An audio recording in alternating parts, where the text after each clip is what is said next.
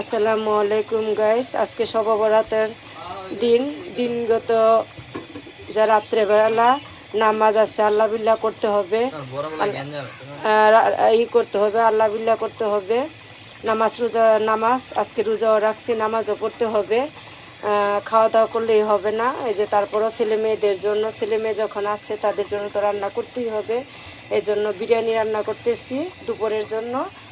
যে বিরিয়ানির মধ্যে এই যে আলু এই করছি, ভাজা দিতেছি, মটরশুঁটি, মাংস, গরুর মাংস দিয়ে রান্না করব, পোলাও চাল দিয়ে।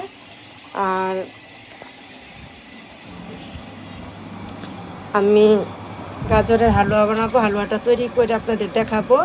তারপরে সুজির হালুয়া করব, এটাও দেখাবো। বুট সিদ্ধ দিছি এই চুলায় না, আমাদের চুলায় না, আমাদের পাশের বাড়ির চুলায় দিছি।